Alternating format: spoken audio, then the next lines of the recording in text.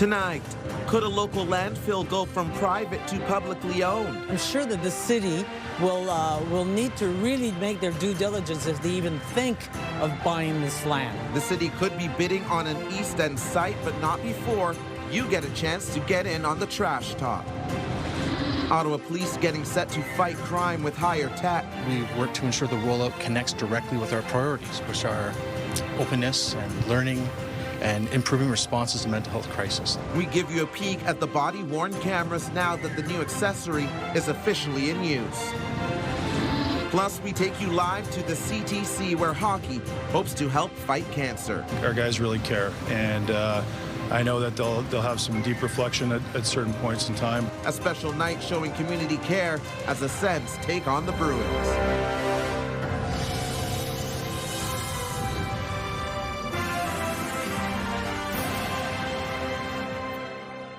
Good evening. Patricia is away tonight. There's a new discussion about where Ottawa will put its trash for decades to come. The city confirming it is in talks to buy a private landfill in the East End, but residents who live nearby say they are already gearing up for a fight.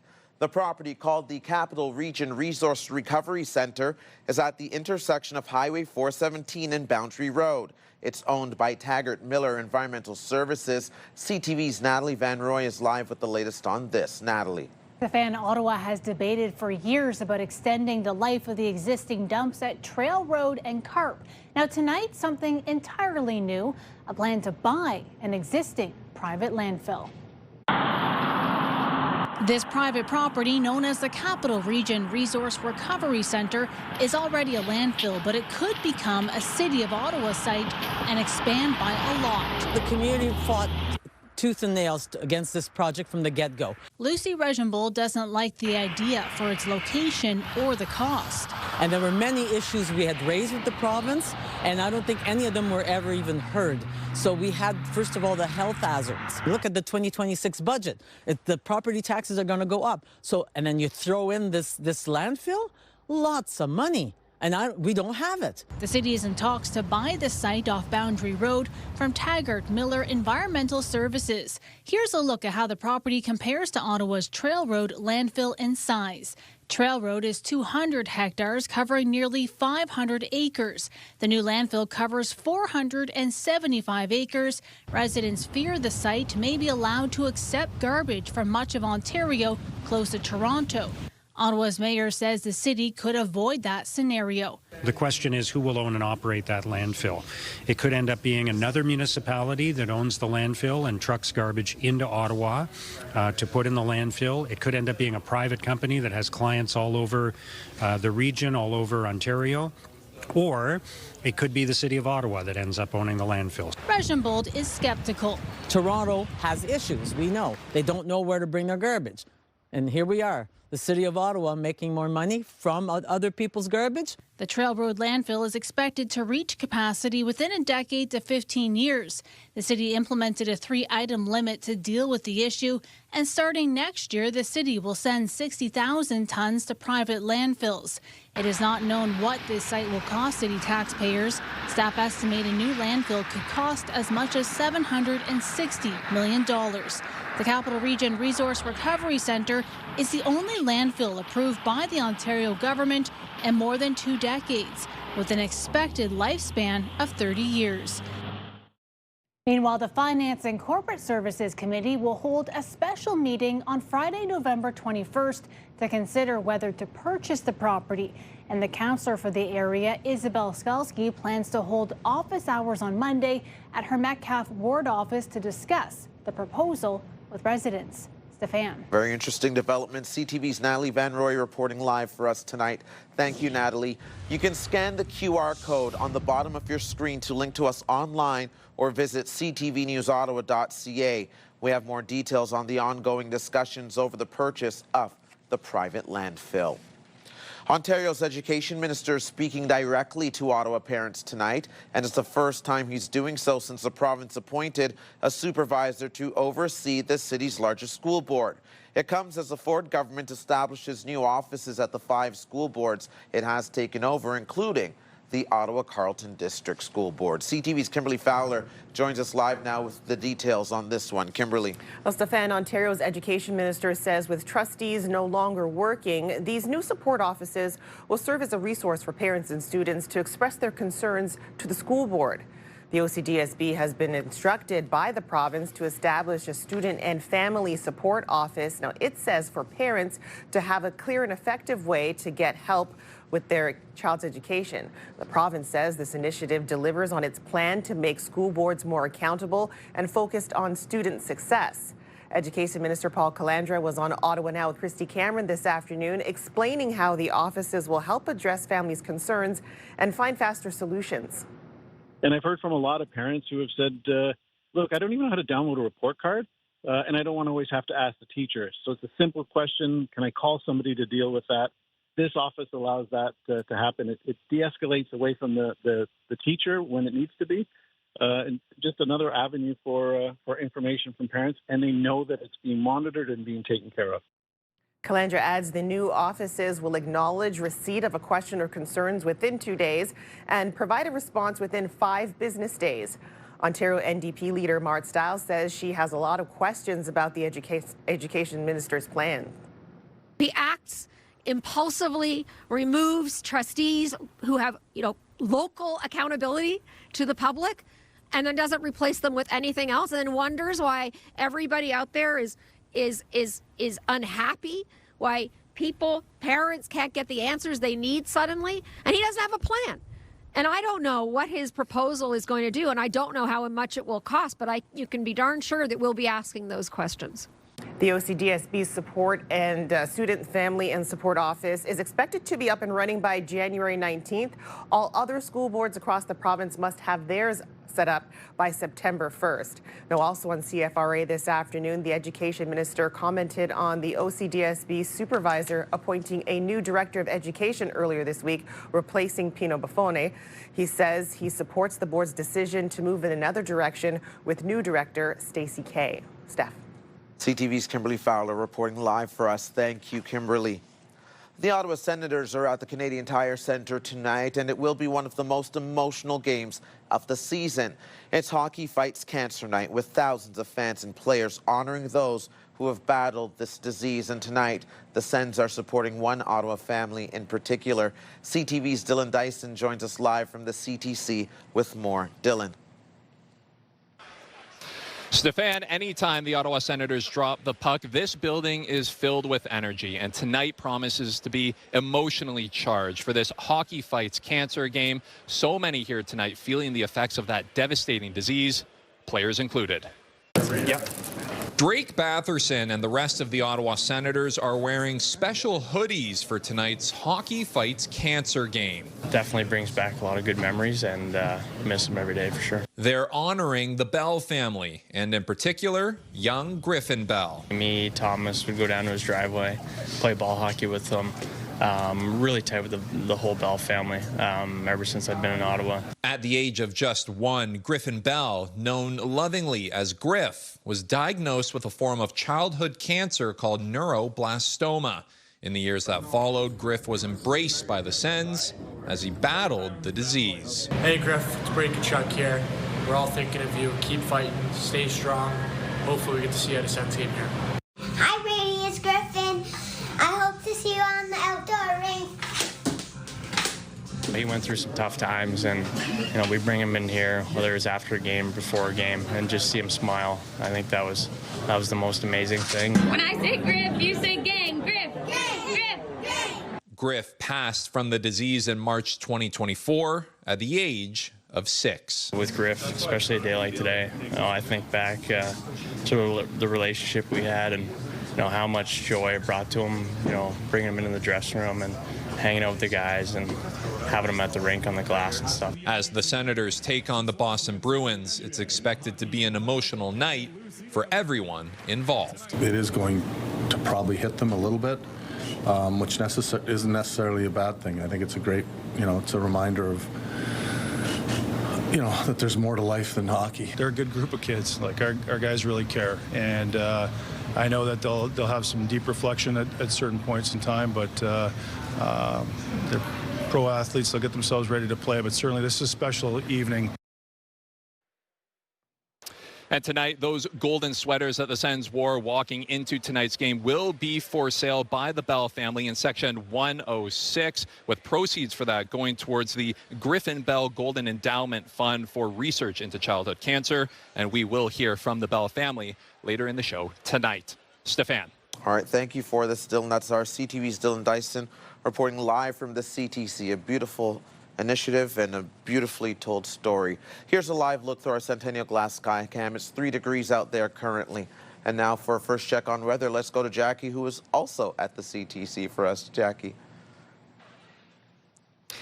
Well, thanks so much, Stefan. Yes, you've all said it, and I'm going to say it again. It is going to be an emotional evening for here at the Sens as the Sens face the Boston Bruins. Game time is at 7 o'clock. If you are heading down, conditions are slightly warmer than what we have seen for the last couple of days. We're sitting around 2-3 degrees right now. You can actually see the satellite radar where parts of Brockville, Kingston saw a little bit of that rain moving through, but not quite so much for here in the capital. There is still a slight chance this evening that we could see some light flurries and some light rain moving through, but really for most of the evening and the overnight, partly cloudy to cloudy conditions that we're anticipating. -2 is what we're going to start off with for our Friday, only warming up to about 2 degrees where, yes, in the afternoon there is a slight chance that we could see the return of some light flurries and some light rain showers. Right now throughout the region, temperatures sitting between 2-3 degrees, slightly warmer down by Kingston at 4 degrees and Montreal sitting at 3. Taking a closer look at what we can expect for the weekend. Well, sunshine is on the way and drier conditions. That's the good news. We are looking forward to this. I'll give you more details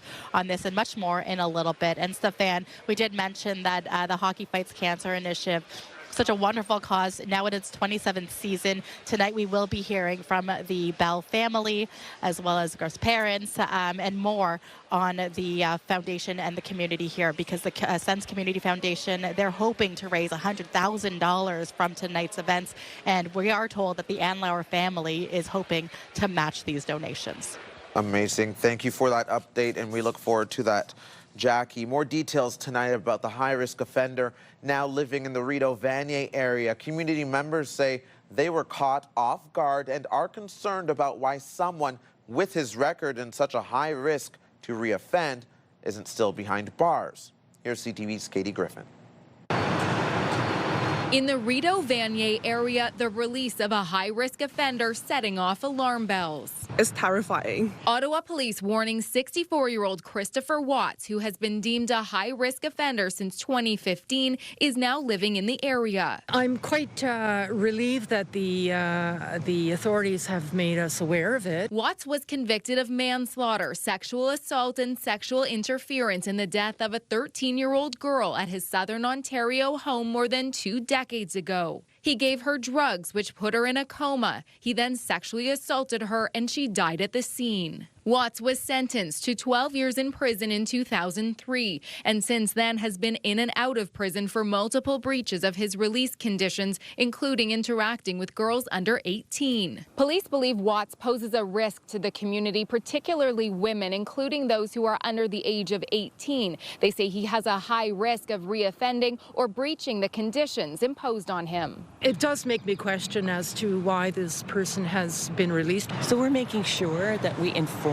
the community through our social media platforms and at meetings, etc. The Lowertown Community Association says it's focused on community awareness. Obviously, we know that there is significant social disorder in Lowertown and the Byward Market. We're working to address that with a number of partners. Having said that, there is concern, and having someone who's been released into our community who is considered a dangerous offender obviously will add to those concerns. Police say Watts is being monitored. He's not allowed to be within 50 meters of where kids are likely to be, including schools, parks, and swimming pools, or with girls under 18 unless pre-approved. He's also banned from consuming alcohol and drugs. Anyone aware of potential breaches should not approach him and instead contact Ottawa Police or call 911 in an emergency. Katie Griffin, CTV News.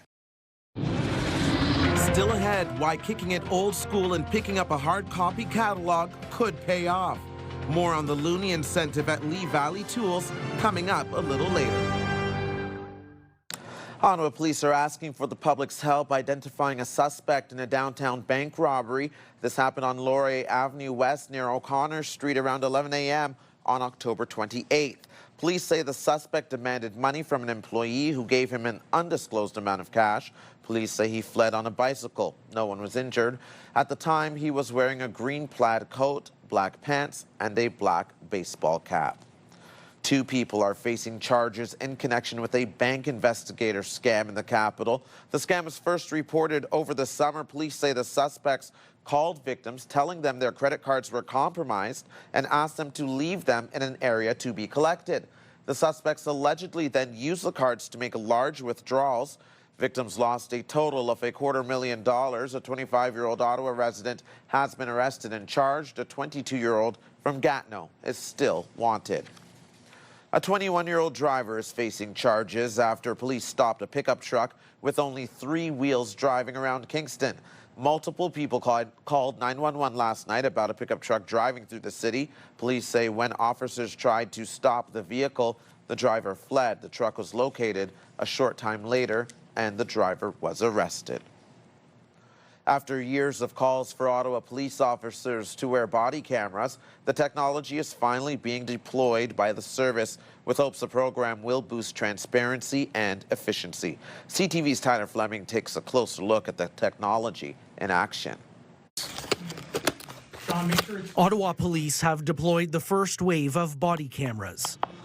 And this small device is packed with technology. Having an objective record of incidents takes the guesswork out of it, and the officers are able to articulate and explain and testify to what occurred using the video. These latest generation cameras provide a wide field of view, location tracking, and real-time audio uploads to police headquarters. Creating a transcript which is available to the officers immediately after. This, coupled with productivity tools, Can actually generate a report based on that audio conversation.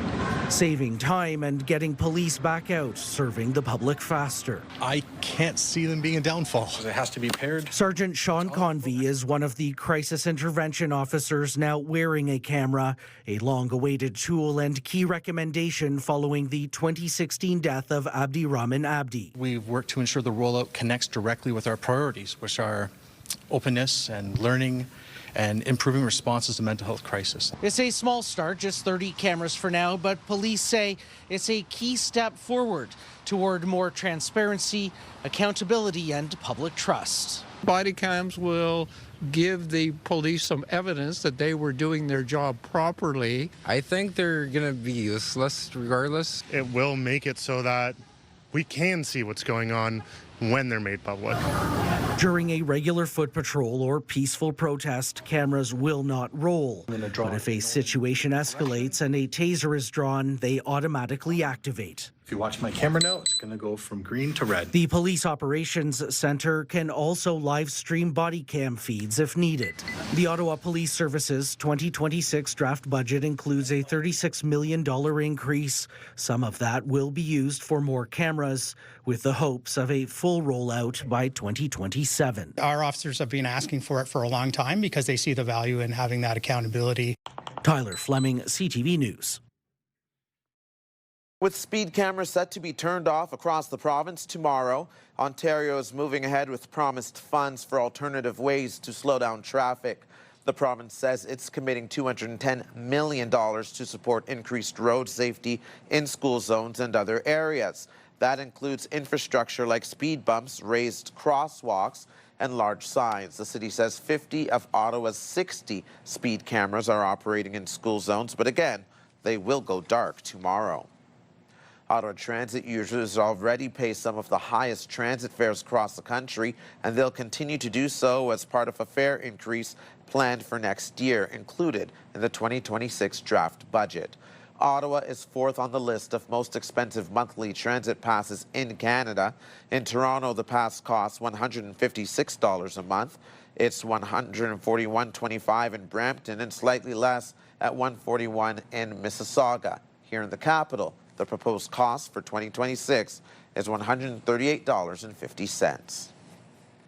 Traffic backups along Carp Road have been a frustration for years, but relief may finally be on the way. There's a plan to widen the road along a 2-kilometer stretch, with city staff set to share the details at a public meeting tonight. CTV's Dave Charbonneau has more. Carp Road is a vital road link, especially for Canada and Stittsville residents. It's a constant issue with traffic. Greg McDonald says it's traffic gridlock, especially during rush hours. To get from here to the 417 is impossible in the evenings, afternoons, early mornings. An environmental assessment projects up to 3,800 new two-way vehicle trips will be added to Carp Road because of the explosive growth in the area. The city now plans to widen Carp Road from 2 to 4 lanes between Highway 417 and Hazeldean Road. Construction will include new sidewalks, cycling tracks, and sewers. It's a really, really busy stretch. Anytime in rush hour, it gets backed up. It's been on the priority list for Stittsville for about a decade now. So it's a much-needed north-south route to get people from the main part of Stittsville up to the Queensway and up to Carp. Business owners along the road say the changes can't come soon enough. From the service area, we can actually see the road, and I always look and I see how busy it is. It's always packed, and there's bumper-to-bumper traffic around the area. At Classic Shawarma on Carp Road, more traffic could mean more business. I think it definitely will make a big difference, for sure. Construction will begin next spring at the Hazeldean intersection. Cost is pegged at just under $14 million and will take about 4 to 5 years to complete. I'm not looking forward to the years of construction and how backed up it's going to be, but I think in the long run, it will probably generate a little bit more flow to this plaza, and hopefully will increase more foot traffic and visibility to the local businesses. As for Greg McDonald, he says the area has outgrown its roads. It'll make a huge difference. Stittsville has really grown. I've been here 7 years, and to me, it's almost doubled in size, and the roads haven't changed. Dave Charbonneau, CTV News. This is it. This is the much anticipated Lee Valley Christmas gift catalog, 60 pages, 6 months of work. Just ahead, why Lee Valley Tools had to come up with a plan B to get its annual Christmas catalog to customers. But it's in plenty of time for the holidays. Jackie. Thanks so much, Stefan. We've made it down to section 106 where the Bell family is here. They have a wonderful setup here.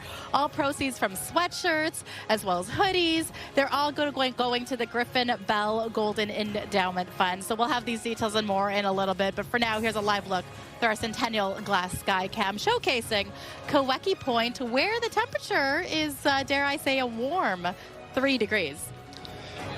Think you can spot an online scam? Think again. It's a scam. I hate being scammed. Next week on CTV News Ottawa, stories of real people who have fallen victim to a fraud and advice to protect yourself. We'll help you spot the scam and stay safe in a digital world.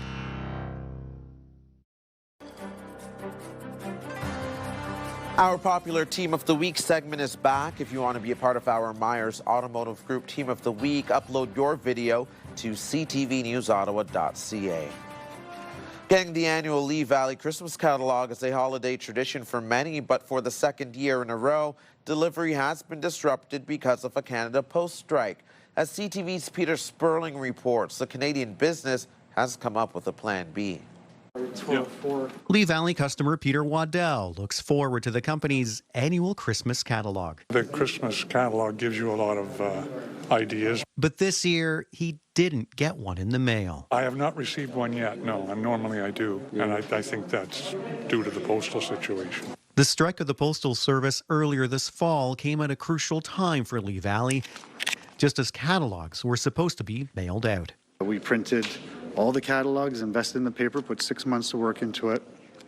And the day before they were to be inducted into the Postal Service, the shutdown happened. And then it carried on for weeks and weeks. These traditional games are always a big hit. Lee Valley President and COO Jason Tasse says the gift catalog is a 4-decade tradition, printing about 1 million copies this season. That's a pretty critical one for us. It's our single largest mailing of the year. The company turning to Plan B, using package delivery services, newspapers, and giving customers who ask for it in store $1 in cash until November 15th. It's not a big amount, but the dollar's intended to offset the postage that we were going to spend.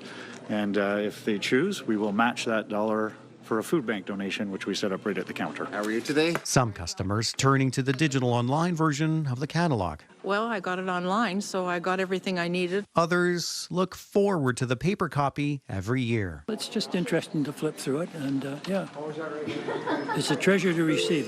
As for Waddell, he got his catalog, donating the $1. That's just fine with me. Peter Sperling, CTV News. Flurries are once again in the forecast for tonight, but some sunshine is on the way and some blue skies peeking through the clouds over the Ottawa River today, and we could see more of that this weekend. Let's go back to Jackie, who's live at the CTC for a full look at the forecast. Jackie. It's a pretty busy night, Stefan, here at the CTC as Sens game gets underway at 7 p.m. And if you are still trying to head down here, conditions are pretty decent right now. There was a slight chance that we could have seen a little bit of the flurries and the light rain, but so far, so good, at least here in the Ottawa area. 2 degrees is the current temperature. We saw a daytime high about 3 or 4 degrees. Overnight, dipping down to about -2. The partly cloudy conditions will carry us into the early morning. Daytime high about 2 degrees, but we could see the chance of flurries and rains moving in quickly late afternoon, but it isn't expected to stick around very long. This gives you a closer look at what your Friday is going to look like. Mainly cloudy for Ottawa, a little bit of sunshine in Brockville. Kingston also having mainly cloudy conditions. It's the afternoon into the evening. As you can see, it's moved very quickly, the system, if we are going to get some light rainfall, really focused around the Seaway. Saturday, though, I'm really enjoying because it's expected to be drier conditions, mainly cloudy for the most part, but it will open up to lots of sunshine. Sunday, though, you might see a little bit of that green color and a little bit of the purples and blues moving in from northern Ontario. That's what Sunday is for, where we will likely see heavy periods of rain and possibly some snow showers. But let's focus on tonight. Overnight lows about -4 here in Ottawa, in the region. Brockville -5, -2 in Kingston, as well as in Gatineau and Petawawa. As we take a closer look at a daytime ice for tomorrow, really all of eastern Ontario sitting between 2-3 degrees. More sunshine than the clouds for Trenton and Kingston. However, everything is shaping up to be pretty nice. Across the region, temperatures sitting about 5 degrees in Charlottetown. Ontario still had that cool blast, -1 in Timmins, 3 degrees in Thunder Bay. And as we look towards our friends in the prairies, wow, 14 degrees in Calgary, 10 degrees in Vancouver. Now, this 7-day forecast is brought to you by Davidson Hearing Aid Center. Visit their website to nominate someone to win the gift of hearing. Again, so for Friday, we are looking at some potential chance of some flurries. Mostly cloudy skies for our Friday. Saturday, daytime high 1 degree. It's the -7 that I'm not a fan of going into our Saturday. And then Sunday, we see the return of periods of rain and flurries. Early next week, though, the early forecast, at least for the extended week, is we are anticipating drier conditions. So we just got to get through what has feel like an early sneak peek of what winter will be, Stefan. And I just want to showcase this again tonight here at the Sens game. It is all about Hockey Fights Cancer initiative. We will be speaking to Griff Bell's family. Lost the fight to cancer, however, that still goes strong here. Lots of fundraising for the oncology care department. The community, or the Sens Community Foundation, they are hoping to raise $100,000 for this evening's initiatives. Thanking everyone in advance for their support. Thank you for this, Jackie. Just ahead, getting into the giving spirit ahead of the holiday season, an annual Christmas donation campaign kicks off. Westport is the hub for weekly farmers markets in the summer and the fall, and pretty soon it's going to be the place to visit the Christmas market. Started 8 years ago, our popular Westport market highlights all of the great talent that we have locally in Westport and the surrounding areas. Artists, farmers, makers, and craftspeople of all trades join us weekly in our summer market. We've got a home show in the spring, and as you've said, our Christmas market coming up. Great place to get unique, one-of-a-kind gifts. For all the details, visit watercolorwestport.com.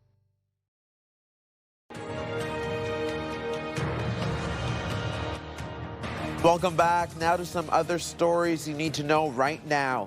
It's a sure sign of the holiday season. The Salvation Army's iconic red kettles are returning to stores across the capital. The Salvation Army's Christmas Kettle campaign is its largest fundraiser every single year and is critical. It's vital to continue the support work that we do, not just at Christmas time, but all year round. The Christmas Kettle campaign officially launching today with a special event here in the Byward Market. The red kettles will be placed in malls, grocery stores, Walmart's, LCBO, and Costco locations. The Salvation Army hopes this year's campaign will raise $325,000, which will be used to support local programs including emergency food assistance as well as emergency shelter and transitional housing. E-scooters continue to be a popular mode of transportation in the capital. Neuron Mobility, which owns the rental e-scooters, says Ottawa riders clocked more than 220,000 kilometers over the spring, summer, and fall. The longest single trip was a 2-hour, 28-kilometer tour of the city, which would have cost around $55. Ottawa residents can expect to see military vehicles on the roads and highways this weekend, particularly on Riverside Drive between Alta Vista and the airport. The Canadian Armed Forces says reservists will be taking part in training exercises from Friday until Sunday. Activities will include supply and personnel transport convoys on planned routes and the deployment of Army personnel at multiple national defense facilities.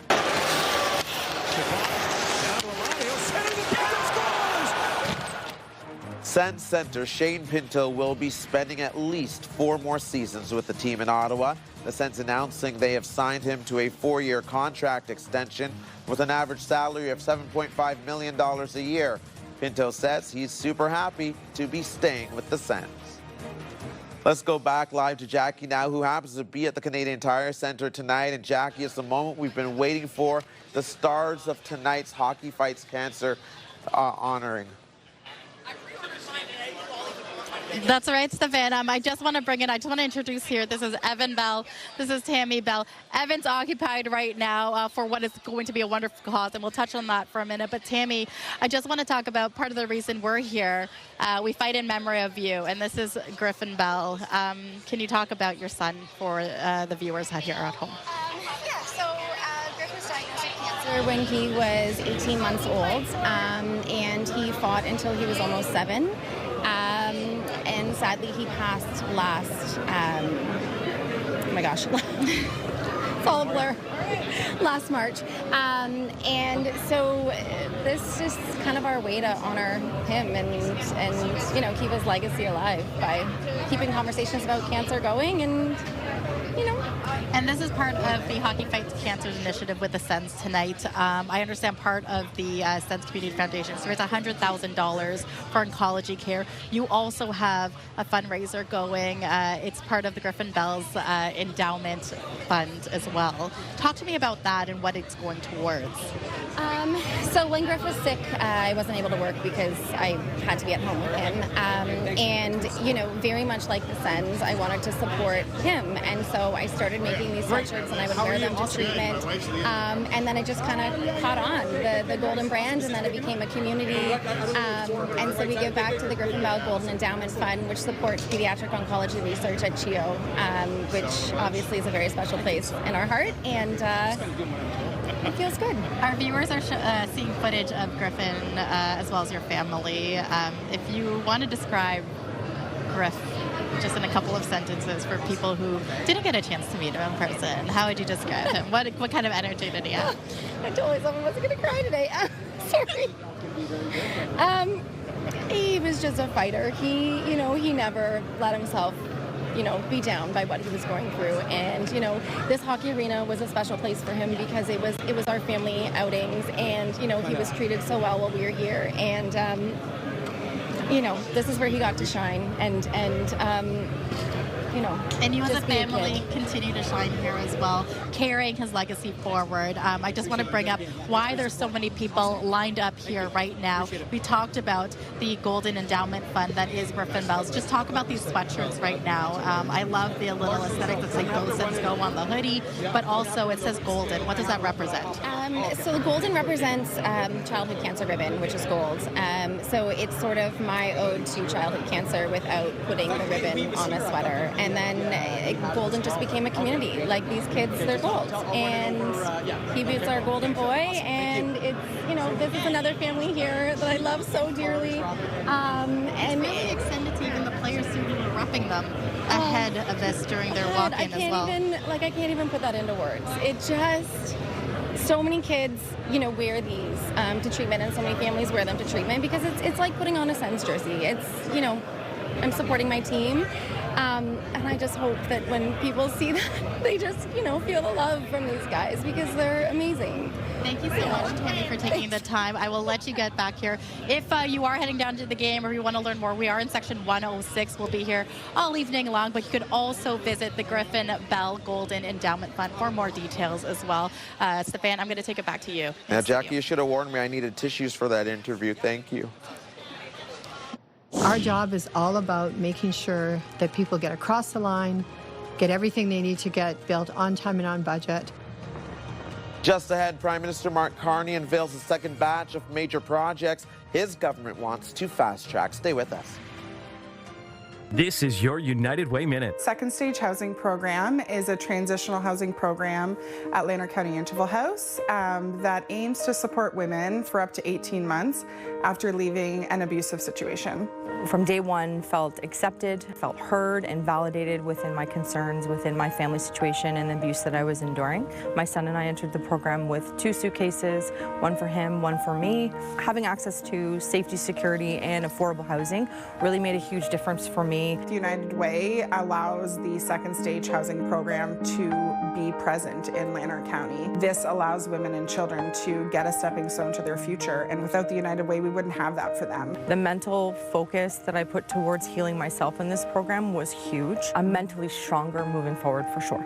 Help provide safety, security, and a bright future for families in rural communities. Donate today at unitedwayeo.ca or call 613-228-6700.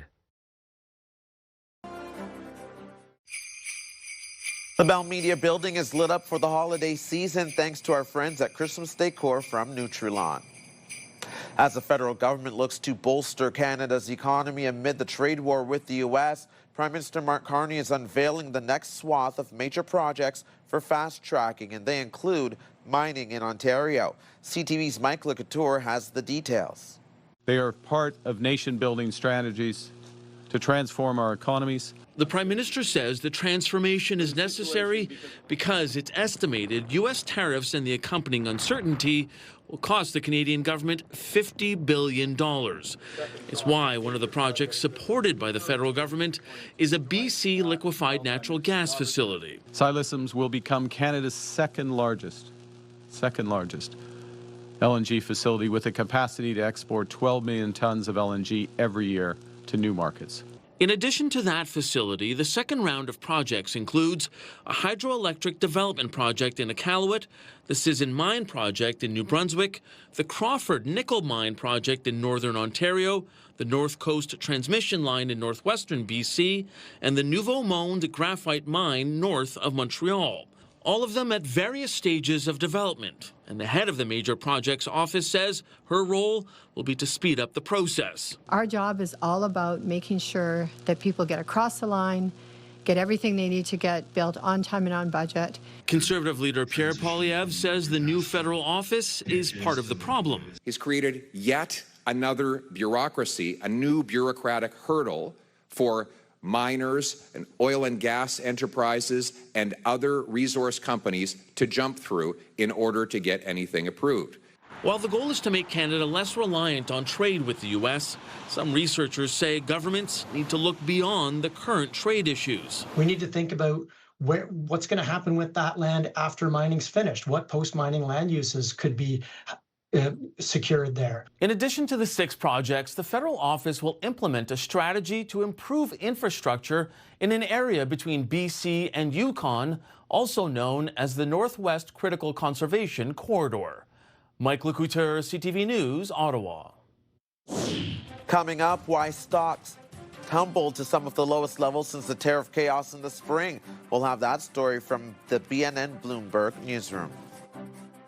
Westport is the hub for weekly farmers markets in the summer and the fall, and pretty soon it's going to be the place to visit the Christmas market. Started 8 years ago, our popular Westport market highlights all of the great talent that we have locally in Westport and the surrounding areas. Artists, farmers, makers, and craftspeople of all trades join us weekly in our summer market. We've got a home show in the spring, and as you've said, our Christmas market coming up. Great place to get unique, one-of-a-kind gifts. For all the details, visit watercolorwestport.com.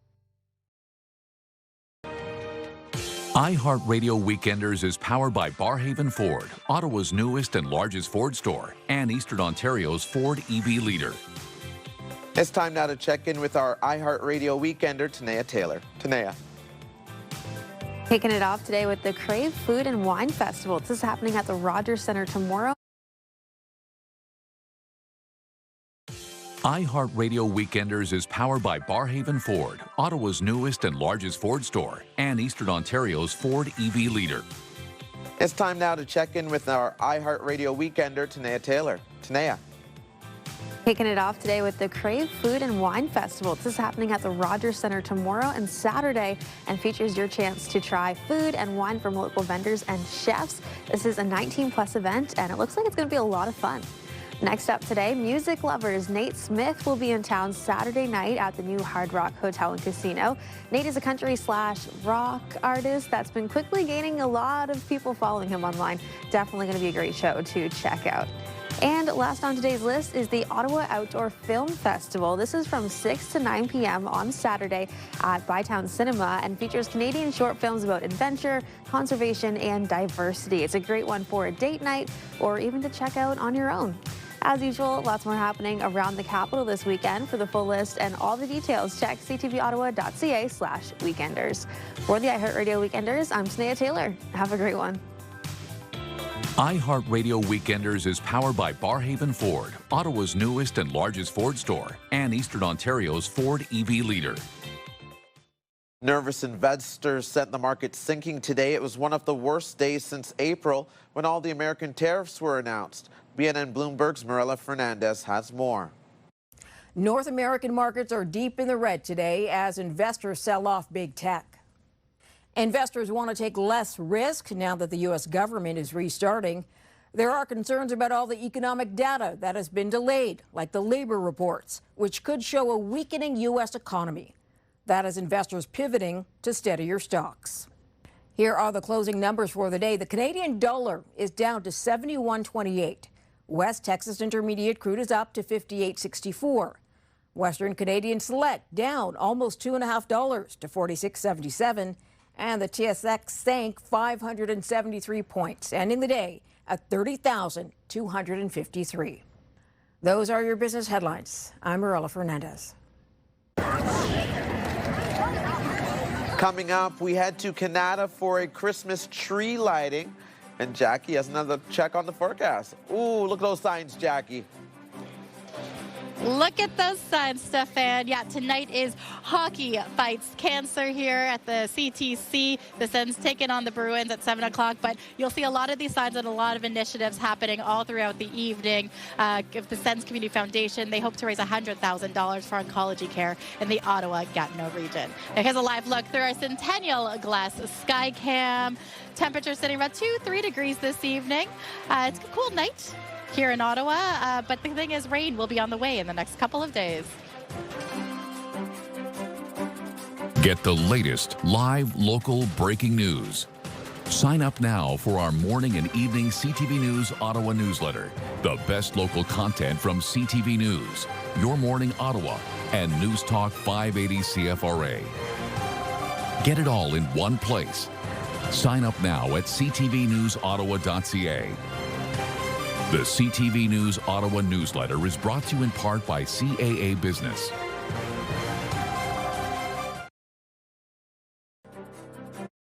Hairstyles, courtesy of Salon Fiorella. Now for a final check on the weather forecast, let's head back to Jackie, who is live at the Canadian Tire Centre tonight. Such a special night, Jackie, and I've been loving all of the energy that you're bringing to us from down there.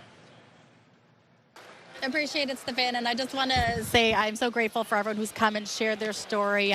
Everyone can relate to somebody or has known somebody who's been affected by cancer, so it is definitely a special night. Let's take a closer look at our extended forecast, though, for the week. Friday, yeah, there's a chance of some flurries and light rain moving through in the afternoon, but it's not expected to last very long. Saturday, sunny skies, a daytime high 1 degree, so it's going to be a lot cooler than what we are used to this time of year. Sunday, though, you want the umbrella, you want the rain boots, because it is going to be wet weather, whether it's going to be the flurries, the snow showers, and the rain. So we are keeping a close eye on this, but for now, it's going to be a decent couple of days, and the Sens game about to kick off any minute now. We'll take it back to you in studio, Stefan. Thanks, Jackie. Go Sens, go. And finally for us tonight, dozens of people gathered in Canada for the city's second tree lighting of the season.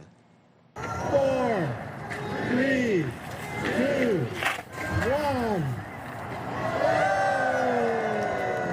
Just beautiful. The ceremony helping to usher in the holiday season. This happened just moments ago at the Stonehaven Community Church. The tree will be on display all season long at 2 Stonehaven Drive. I'm sure they'd love it if you went to check it out.